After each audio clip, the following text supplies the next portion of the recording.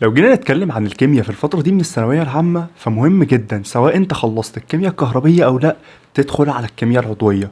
الكيمياء العضوية انا مش هقولك انها صعبة، لكن في نفس الوقت لازم تكون عارف انها مش سهلة.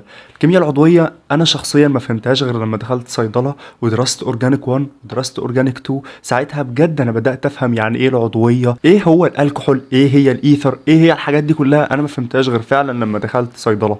عشان كده بقول لك الاورجانيك او الكيمياء العضوية دي محتاج تاخد وقتك معاها. مهم جدا سواء خلصت الكهربية مع الدرس او لا ان انت تبدا في العضويه. ومش بقول لك ابدا في العضويه ان انت تغوص وتتعمق فيها، كل اللي بقوله ليك ان انت بس تفهم البيزكس بتاعتها، تفهم مثلا الطريقه بتاعت التسميه، تفهم اول 3 دروس اللي هم بيشكلوا تقريبا ربع العضويه اللي هم الالكان والالكين والالقاين. لو فهمت ال3 دروس دول فدول صدقني فيهم كميه بيزكس كفايه تخليك لما تبدا مع المدرس تكون فاهم انت داخل على ايه، ويعني ايه خلينا نقول سابق زمايلك في الفهم. لو جينا نتكلم عن الكيمياء فاحنا ما ينفعش ما نتكلمش على الباب التاني في الكيمياء. بص يا صديقي، الباب الاول في الكيمياء فيه ميزه، الباب ده انت لو ذاكرته مره واحده كويس فانت لما ترجع له في نهايه السنه هتلاقي نفسك يا اما فاكره اصلا يا اما هياخد منك وقت قليل جدا في المراجعه. انما الباب التاني في الكيمياء، الباب ده انت لو راجعته اليومين دول ورجعت راجعته الشهر الجاي ورجعت راجعته الشهر اللي بعده هتيجي في الفاينل هتلاقيك لسه برضه مش متقن الباب ده ومحتاج تذاكره كانه اول مره. بس الفكره واللي انا بقول لك عشانها مخصوص ان انت حاول تراجع الباب التاني في الكيمياء اليومين دول. ليه؟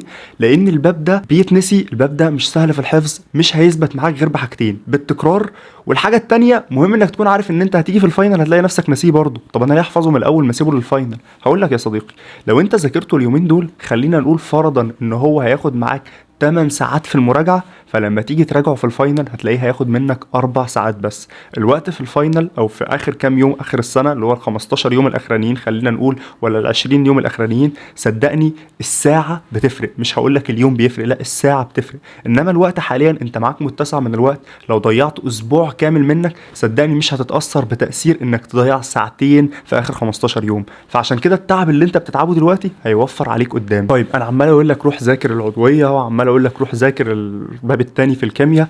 طيب الكلام ده لمين؟ الكلام ده للشخص اللي ماشي مع المدرس وكله تمام لحد دلوقتي. انما الشخص اللي عنده اي حاجه متراكمه عليه سواء في الكيمياء او في اي ماده تانية، يعني مثلا لو انت مراكم الباب التاني في الفيزياء ما فتحتوش او مراكم يونت في الانجليزي ما فتحتهاش، فدي لازم تروح حالا ليها تخلصها الاول، بعد كده تشوف الكلام على ايه بقى في الحاجات الزياده زي ان انت تذاكر العضويه او ان انت تذاكر الباب التاني. انما لو عندك تراكمات فخلي دي هدفك الاول.